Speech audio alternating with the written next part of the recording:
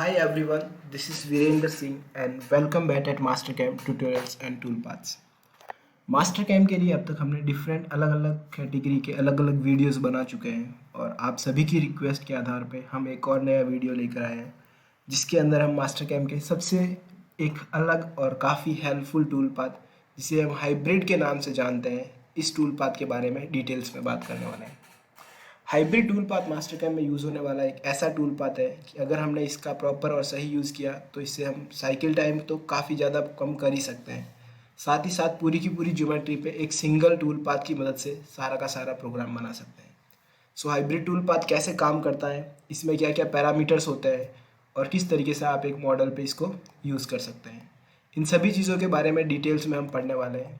उससे पहले आप सभी लोगों से लिए एक अच्छी न्यूज़ ये है कि अगर जो भी पर्सन मास्टर कैम को प्रॉपर तरीके से सीखना चाहता है, समझना चाहता है, मास्टर कैम के चाहे लेथ मॉड्यूल हो, मिलिंग मॉड्यूल हो, मिल्टन मॉड्यूल हो या मल्टी एक्सिस मॉड्यूल हो, तो वहाँ पे हमने सभी मॉड्यूल्स के लिए जैसे हमने मिलिंग और टर्निंग के लिए कुछ अच्छे वीडियोस बनाए, सिमिलरली मिल्टन और मल्टी एक्सिस मॉड्यूल्स के लिए भी काफ़ी अच्छे वीडियोस बना करके हमने अपलोडेड कर रखे हैं हमारे स्पेशल जॉइन मेंबर्स के लिए।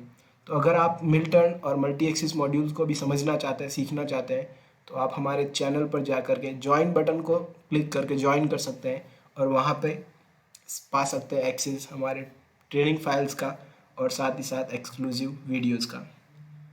सो आइए स्टार्ट करते हैं हाइब्रिड के बारे में समझना कि हाइब्रिड टूल पाथ क्या होता है और कैसे काम करता है। अगर हम बात करें इस टूल पाथ के बारे में तो अभी ये हमने टूल पाथ इक्वल स्केलअप की मदद से बना रखा है। सेकेंड, अगर आप इसे देखें तो ये अभी हमने हाइब्रिड की मदद से बनाया है और इसे देखें तो ये भी हमने हाइब्रिड की मदद से बनाया है। जब कभी भी हम जनरली कोई भी टूल पाथ चलाते हैं तो अभी इस प्रोफाइल के लिए हमारे पास क्या कंडीशन है कि हमारा कुछ पर्टिकुलर पोर्शन फ्लैट एरिया है, कुछ पर्टिकुलर पोर्शन ऐसा है कि वहाँ पे रेडियस में ज़्यादा एरिया है और कुछ पर्टिकुलर पोर्शन ऐसा है जो वॉल एरिया है। सो हाइब्रिड के अंदर एक ऐसा टूल पाथ है जहाँ पे आप फ्लैट पोर्शन के लिए अलग स्टेप ओवर दे सकते हैं, वॉल के लिए अलग स्टेप ओवर दे सकते हैं और यहाँ पे स्टीप एंड सैलो एक पर्टिकुलर एंगल के बीच की जो सर्फेसेस है उनके लिए आप अलग एंगल दे सकते हैं। सो आइए समझते हैं कि किस तरीके से ये सारी चीज़ें काम करती हैं। इसके लिए सबसे पहले आपको जाना है हाइब्रिड टूल पाथ के अंदर। हाइब्रिड में जाते ही सबसे पहले मैं सेलेक्ट कर लेता हूँ मेरा मॉडल ज्योमेट्री। मैंने सारा का सारा मॉडल एक साथ सेलेक्ट कर लिया और आ जाता हूँ टूल पाथ कंट्रोल और टूल में। अभी फॉर एग्जाम्पल मैंने यहाँ पे टूल ले लिया है 10 mm का एंड मिल और आ जाता हूँ मैं कटिंग पैरामीटर में। अब जैसे ही मैं कटिंग पैरामीटर में आता हूँ तो यहाँ पे दो ऑप्शंस रहते हैं, ये close contour direction and open contour direction. Close contour direction में clamp and open contour direction में हम वन वे या जिगजैग यूज कर सकते हैं। अभी उसके बाद यहाँ पे अलग अलग पैरामीटर्स होता है। सबसे पहला आता है स्टेप डाउन, जिसका अर्थ है कि आप डेप्थ ऑफ कट कितना देना चाहते हैं। ये जो हम डेप्थ ऑफ कट देते हैं ये हमारे वॉल एरिया के लिए काउंटेबल रहता है। सेकेंड रहता है यहाँ पे 3D step over. 3D step over का मतलब क्या हो गया कि यहाँ पे जब कभी भी हमारा पर्टिकुलरली स्टेप एरिया, मतलब जब कभी भी हमारा कोई पार्ट रहता है तो यहाँ से लेकर के यहाँ तक एक पर्टिकुलर एंगल होता है, तो यहाँ पे इसका स्टेप ओवर वैल्यू क्या रहेगा वो वैल्यू हम यहाँ पे रखते हैं। और ये लिमिट एंगल क्या होता है इसके बारे में अभी आपको थोड़ा सा डिटेल में समझाते हैं। तो अभी फॉर एग्जाम्पल मैंने इतने ऑप्शंस पे क्लिक किया और मैंने कहा ओके। सो जैसा आप देख पा रहे हैं अभी मेरा ये टूल पाथ तो बन गया, बट टूल पाथ बनने के बाद अब क्या हुआ, यहाँ पे दो अलग अलग स्टेप आपको यहाँ पे शो हो रहे होंगे, जिसमें जहाँ कहीं भी मेरा फ्लैट पोर्शन है वो और 45 डिग्री तक का एंगल है उसके लिए मेरा स्टेप ओवर जो टूल पाथ है वो अलग ले रखा है इसने, और 45 डिग्री एंगल से ज़्यादा की जो सर्फेसेज है उसके लिए इन्हें स्टेप ओवर अलग ले रखा है। जिसका अर्थ है कि जो ये वॉल एरिया है ये 45 डिग्री से ऊपर में जाता है, तो यहाँ पे आप देख रहे हैं डेप्थ ऑफ कट 2 mm है। बाकी जो 45 डिग्री से डाउन का पोर्शन है, चाहे ये फ्लैट पोर्शन है इसके लिए या फिर यहाँ पर जो ये कर्व एरिया है इसके लिए, दोनों ही पर्टिकुलर पोर्शंस के लिए जो हमारा टूल है उसने स्टेप ओवर लिया है वो कम लिया है जितना हमने वैल्यू इनपुट की है। अभी जो हमने वैल्यू यहाँ पे इनपुट की थी 0.5 स्टेप ओवर के लिए था और 2 mm स्टेप डाउन के लिए था। अभी फॉर एग्जांपल कि यहाँ पे जो हमारा पर्टिकुलरली फ्लैट एरिया है, जहाँ पे बिल्कुल फ्लैट पोर्शन है, वहाँ पर भी आप चाहें तो यहाँ पे स्टेप ओवर की वैल्यू को अलग दे सकते हैं। इसके लिए आपको पैरामीटर में जाना है और यहाँ पे फ्लैट डायरेक्शन।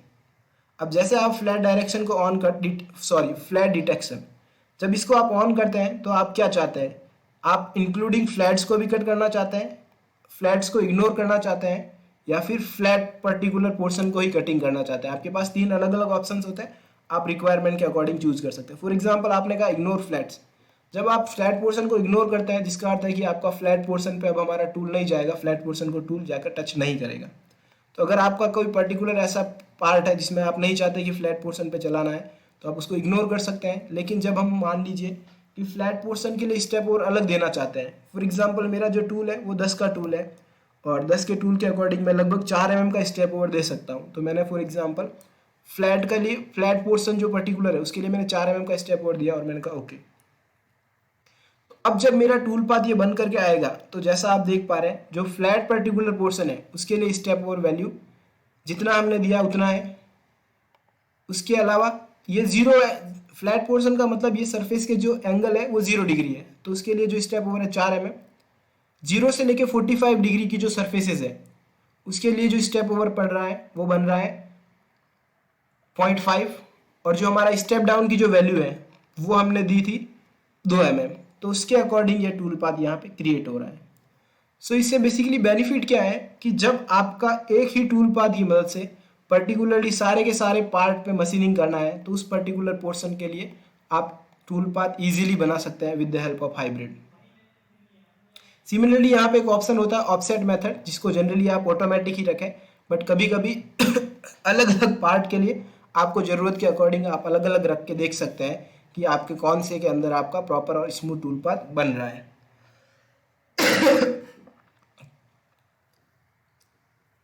तो आई होप कि आपको एक आइडिया लग गया होगा कि किस तरीके से हम स्टेप डाउन का यूज़ करते हैं, किस तरीके से हम लिमिटिंग एंगल का यूज़ करते हैं और किस तरीके से हम 3D स्टेप ओवर देते हैं। जनरली जो लिमिटिंग एंगल है उसको आप 30 से 60 डिग्री के बीच में रखें। वो डिपेंड करता है कि आप बॉल नोज यूज़ कर रहे हैं या एंड मिल यूज़ कर रहे हैं। जब आप बॉल नोज यूज़ कर रहे हैं तो जनरली 30 डिग्री से 60 डिग्री, और उसके अलावा साथ ही साथ आपकी प्रोफाइल किस तरीके की है उस चीज़ को भी यहाँ पे मेंशन करके रखें। So thank you so much. I hope कि आपको आइडिया लगा होगा कि हाइब्रिड टूल पाथ से और क्या क्या बेनिफिट्स हो सकते हैं। So thank you so much. Keep learning, keep growing.